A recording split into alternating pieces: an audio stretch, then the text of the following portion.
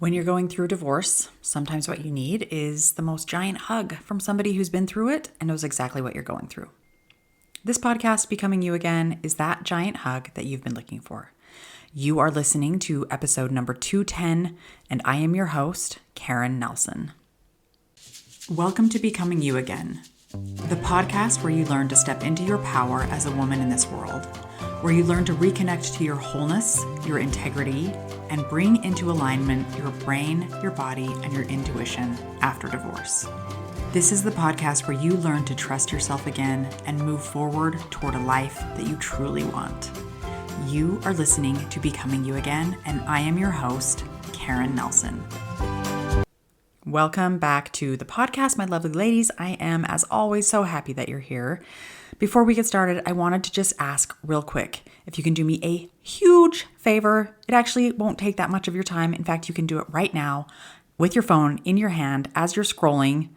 You can scroll to whatever podcasting platform you use to listen to this podcast. Find where you can leave a rating for this podcast and leave me a quick rating. And if you can leave a review, even better. First of all, it makes me super excited when you guys do this, but also it helps get this podcast in front of other women who are struggling as they go through their divorce, just like you. Okay, thank you so much. I know that that's maybe a bit to ask, but hopefully it won't be too much of a burden for you because you can do it right now as you're listening. When you're going through a divorce, you may be feeling a full rush of emotions. It feels overwhelming because you're feeling the whole gambit of what seems like mostly negative emotion. And you might even be right about that, right? Like you might be in the other half of the 50-50 of life where it just seems like there's more negative emotion bubbling up and stress levels are through the roof. There's so much to think about when you're going through a divorce. There's so much to worry about. There's so much to plan. There's so much like underlying hope that things are just going to work out, but you're just not sure because of the uncertainty. And there's so much fear that comes along with that uncertainty, that unknown in the future. And so cyclically, because of all of that stress and that worry and the planning and the hoping and all of the things that we have to think about, that mental load that we're carrying around as we go through a divorce, emotions pop up because whatever happens in our brain and in our body comes to the surface through our emotions. And when you don't know how to open up to and allow emotions, then they get bottled up, which leads to feeling overwhelmed and it leads to feeling emotionally exhausted. Like I've had many clients come to me and they're like, I'm just so tired and I can't figure out why I'm so tired. A lot of it has to do with bottling up those emotions, not processing through the emotions, just holding them all inside. And so when we have all of these things going on, all of this combined leads to major stress during a divorce, which it makes sense, right? Divorce is stressful. Let's just be real and lay it out on the table. Divorce is stressful. So I have many other podcast episodes where I talk about helping you reduce your stress. I talk about completing the stress cycle and allowing and processing through emotions. And all of those are going to be super, super helpful, super, super useful to you. So if you haven't listened to those, go scroll through some of the titles, find ones that kind of stick out to you and resonate with you and listen to those after this episode. Because today's episode, I want to offer you a way to deal with stress from a kind of different perspective than I think most people are talking about or most people are thinking about. And this is learning the difference between being nice and being kind. Let me say it again. I'm going to teach you the difference between being nice and being kind because there is a big difference. And then I want to help you work on dismantling the idea of being nice. And instead, I want to help you work to implement more kindness in your life. This is going to help support your stress level. This is going to help support your intuitive hits. This is going to help support bringing your brain, your body, and your intuition back in alignment, back to wholeness, back to all pointing in the same direction. When you can do this, when you can be more kind and let go of the need to be nice or feeling the obligation of being nice, your stress level is going to automatically decrease. And you will be further reconnecting to yourself, which is the most beautiful thing that you can do for yourself. And it's going to help you create calm and peace. Who doesn't want that? That sounds amazing, right? So let's talk about nice versus kind. So as women, I love to talk about women. I love to talk about socialization because it's not talked about enough, I don't think. We have been raised in this patriarchal social system to be nice. We just have. The reality for most women is that we are conditioned to be nice over everything else. And when we do that, we put ourselves last. We put ourselves on the back burner. We forget ourselves. We put ourselves in danger sometimes. We forget ourselves when we are conditioned to be nice over everything else. We forgo our emotional and sometimes physical safety because we've been conditioned that our place in this world is to be nice. We turn into people pleasers. We make sure everyone's needs are taken care of over our own, and this is often to our own detriment of our own comfort, our own detriment of our emotional well-being, our own detriment of our physical well-being. We don't use our voice. We don't offer up our opinion because of fear of rocking the boat or making someone mad or making someone feel uncomfortable or being shunned or being canceled. We are very concerned about not upsetting someone. And so we will not speak up and we will act in certain ways because we think that if we show up nice enough, they might not get upset. They won't get upset. When we are taught to be nice, we often do not advocate for ourselves. We don't speak up for our needs, for our wants. We will put up with a lot of bad behavior because we don't want to be thought of as rude. We don't want people thinking, oh my gosh, she's so rude. What a bitch. We don't want people labeling us that way. So we will put up with so much bad behavior. We do things or we say things that maybe deep down we don't agree with because we want to be liked. We want to fit in. And listen, I'm giving these examples of the things that we do when we're taught to be nice. It makes sense. All of it makes sense. And if you can't figure out why it makes sense that we do this in this socialized patriarchal system that we live in, pay attention. Start to look for why it makes sense that we do this. Just because it makes sense doesn't mean it's in our best interest. I want to give you an example of exactly what I'm talking about. So there's this podcast host who I love, and she wrote a book, and in her book she talks about this, but she's talked about it on her podcast as well. And she tells this example of when she was a teenager growing up in Southern California. She used to go hang out at like this local diner, and there was a guy who was in there a lot, and he was older than her. He was probably in his 30s. I can't remember the specifics, but he was like much older than her. She was like 15, and he was in his late 20s, early 30s, maybe even older.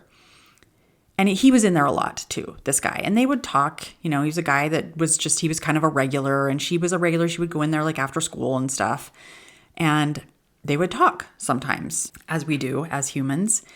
And one day they were talking, and he was telling her that he was an amateur photographer and that if she wanted him to, he could take some headshots for her. Now, this is like in I can't specifically remember, but I think like the late 80s, early 90s, around that time period. And she was like, yeah, that sounds great. She's an outgoing girl. She wants some headshots. She's like, that sounds pretty cool, actually. So they meet a few days later, and he's like, I know a great spot. We can drive there. You can just come with me in my car. She's like 15. She doesn't drive. She doesn't have a car. She's by herself. There's no cell phones. He's a grown-ass man, and she's feeling nervous. This is the way she tells the story. She's feeling nervous. She's kind of questioning it, but she also doesn't want to upset him or be rude because she's been taught that she needs to be nice and polite. And so she's like, okay. And she gets in his car and they drive out to literally the middle of nowhere. The middle of nowhere. She's a 15-year-old. She's alone in his car with him out in the middle of nowhere. No cell phones, no other people around. No houses, no restaurants, nothing. She suddenly is realizing, and she's kind of been realizing it. She's been pushing those fears and that intuition that's been telling her this is not a good idea. She's been pushing it down, pretending it's not there, in the name of being nice. And she finds herself alone with this dude with no way of asking for some help, of being able to run if something turns and things go sour. She said she ended up just taking the photos, and he was a little weird, but nothing untoward, thank God, happened. But the conditioning behind being nice really had her putting herself in a potentially dangerous situation. Now, I want you to think about this. Maybe you haven't had an example like this in your life where you've been like in physical danger because of the fear of being rude or being labeled a bitch or being name called or whatever, right? But have there been other times in your life where you have decided, because you've been conditioned to be polite, to not speak up, to not use your voice, to not listen to your intuition, and to push it down because of the way you've been conditioned? I want you to think about that. I guarantee you will find some moments in your life. I guarantee it. We do not need more nice people in this world. Nice is fake. Nice is surface level. Nice is complacent. Nice is based in fear of possibly offending someone else, and so I'll just go along to get along. Nice in this way causes you stress because you're constantly worried that you're not doing enough to make others feel comfortable, and you are constantly looking outward rather than focusing on creating any kind of a safety for yourself, physical or emotional. That means like inside, right? You feel safe in your own space with yourself, and then making decisions and acting based on your values and priorities. So if that's nice, which is how I guarantee like 99% of the women who are listening to this podcast, including myself, I have to work very hard, and I still struggle with this, to let go of being nice. And if that is the definition of nice, everything that I just talked about for like the last 15 minutes, then what is kind? How is it different? Being kind is being honest. Being kind is being willing to speak up and use your voice and state your opinion, even when it might be scary, even when it might mean that people are not going to agree with you. Being kind is educating others about the kinds of behaviors that are not acceptable, about the kind of behavior that is not going to fly. Being kind is hard. It's hard to do. Being kind is setting boundaries of what kinds of behavior you are going to put up with and what kinds of behavior is not acceptable. Being kind is speaking up at the dinner table when someone else is talking shit about women or making racist jokes or trashing their wife, saying how lazy she is or whatever, any of those kinds of things. It's calling people out and saying things like, that's not acceptable. That makes me feel super uncomfortable, and I'm going to leave this conversation. I didn't ask you to come over here and interrupt me and my friend while we're talking here at this bar. I don't want to give you my phone number. Please leave us alone. That is what being kind looks like. It's saying things like, I feel uncomfortable in this situation. These generalizations aren't true. And I'm telling you this because I want you to do better. I want you to be better. I'm working on being better. I want you to work on it as well. Moments like these, they're scary. It's scary to speak up. They take courage. But moments like these are also based in compassion for yourself and also compassion for other people. When you are kind and you show up with honesty about how you're feeling, about what your values are, about then voicing those things instead of saying nothing or instead of just putting up with bad behavior, that's when you honor yourself. That's when you honor the world. That's when you honor your values and your principles that actually matter and that actually make the world a better place. So how do we break down the social programming of being nice and instead building up new neural pathways of being kind? We start with little baby kitten steps. I've talked about this before in other podcasts, but this is the way. This is how we build new beliefs. This is how we literally change our brain matter to create new neural pathways where we think differently instead of going to the same old conditioned neural pathways that we've had forever. Here's what I want you to do. I want you to identify one area where you often show up as nice, as that surface level fake. I just want everybody to feel comfortable, including myself. I'm just going to show up as that. Maybe think of like a specific time that this has happened that maybe sticks out in your mind. Maybe it's the last time it happened. Maybe you think about this and you're like, I really wish that I would have spoke up, or I really wish I would have done something different to support me, or to support the people that I love, or to support my values in this way. So think about that time, okay? And then I want you to think, if a situation like this were to happen again, how can I be kind rather than nice? Like, that's a pretty simple but maybe poignant question. How can I be kind in this situation, being honest, using my voice, standing up for my values and my priorities? How can I be kind instead of nice? What would that look like? What would I have to be feeling in order to show up with kindness? And what would be like a kitten step thought that will help me step my way away from being fake, away from being nice, and into the honesty of being kind? What would that look like? What does that sound like? That's where we start. Because once you can create a practice of being kind over being nice, you're going to start to see that your stress levels go down. Go down. Who doesn't want their stress to go down? Doesn't that sound incredible? Yeah, sounds pretty fucking great. Because instead of betraying your very being, you're instead honoring your truth. You are educating other people. You are setting boundaries for your own self-care. And all of that is going to lead to reducing your stress overall. This is where we step into fucking politeness, which is another thing from the same podcast that I gave before.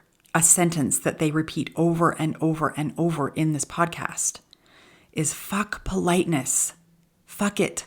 Being polite is on the same level as being nice. It's fake, and it doesn't mean that you can't open a door for someone. It doesn't mean that you can shake someone's hand when you first meet them.